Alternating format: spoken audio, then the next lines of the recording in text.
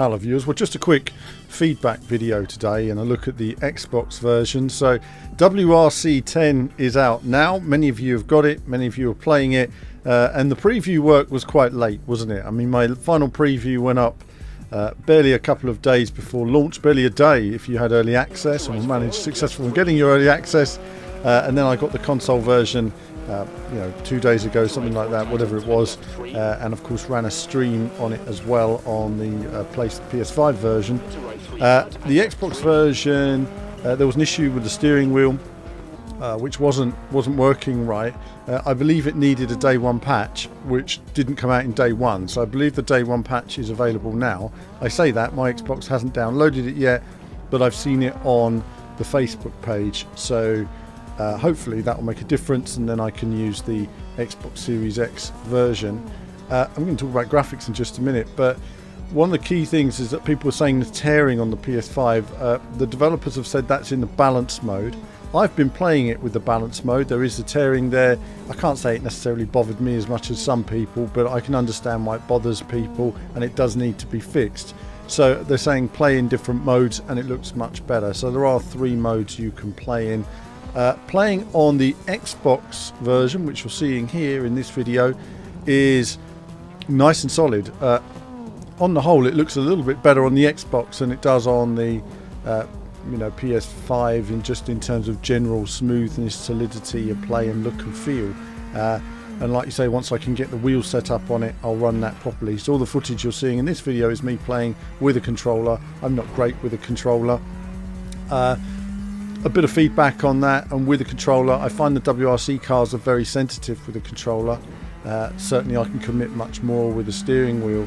The WRC 2 cars were more fun to play, though when you're at high speed, I find the speed sensitivity goes up quite a bit, so can be quite tricky on those high speed sections.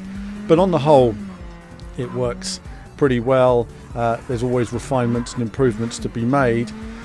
Generally, also with your feedback, one of the things I do see is a fair bit of criticism on the graphics. And I think one of the things I like to cut the developers a bit of slack on this, because one of the things about the graphics in this game is that they're dynamic in terms of time of day, in terms of weather. There's many different types of looks and feels that a stage can have. And I've mentioned this in a couple of comments. It can be quite drab and grey and dull, and then it rains, and then the sun comes out, and then suddenly everything glistens, and you're like, wow, that sequence is amazing. So it's a changing environment in terms of how the environments look. There's a lot in there. You've got your times of day, then you've got all of your weather conditions, and all of that brings something new to the environment. On top of that, you've got all the physics of your car and how it's working, the tyres and everything going on with the environment. So there's quite a lot of processing going on, even though it might appear to be just one car on the track, in terms of the overall weather, look and feel, and they're always working on that. And I just want to say a big thank you to all of you for your feedback.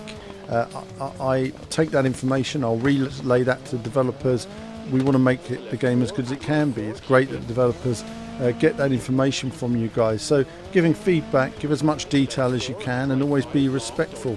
Now, one of the issues was something to do with online and clubs, was mentioned to me on the stream the other night, and again I'll highlight that.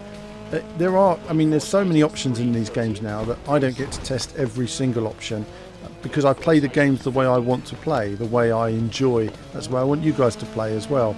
I guess when players have played stuff like Dirt and they've got a lot of the feedback and what they like in another game, they want to come across to this game and have the same experience, and that's no problem. That might be areas where Codemasters are ahead in terms of some aspects of development, with RaceNet and other aspects they've developed over the years.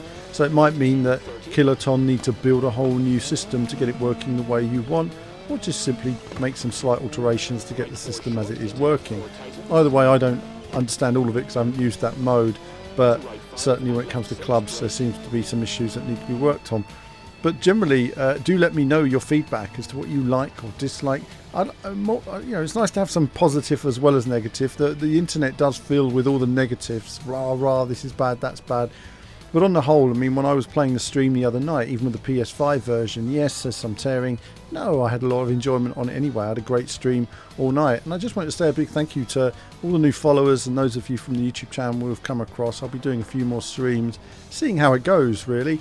A lot of the streams are a bit unprepared. I want to do them more for fun rather than feel under a lot of pressure. Sometimes I feel under pressure doing some of those streams just because I think people expect like almost perfect runs, because there's so many esport players doing this gaming these days that I think everybody can do that. The big issue for me is always, I've always said to people, is this week I'm doing rally, and last week I was doing rims racing and bikes, and next week it's something else. It's very hard for me because I don't focus on one game for any amount of time really. I'm always moving from that to Wipeout to retro gaming to whatever. But I do like the rally, and I will spend a fair bit of time on it just because I find it's a very rewarding experience to learn the stages, get your head around them, maximise them.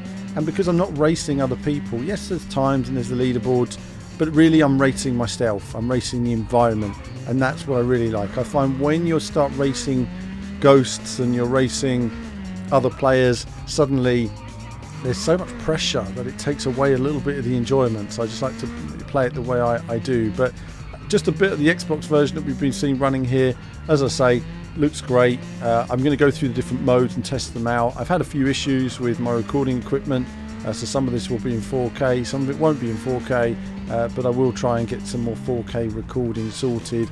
As I say, my Elgato that I use is a little bit temperamental.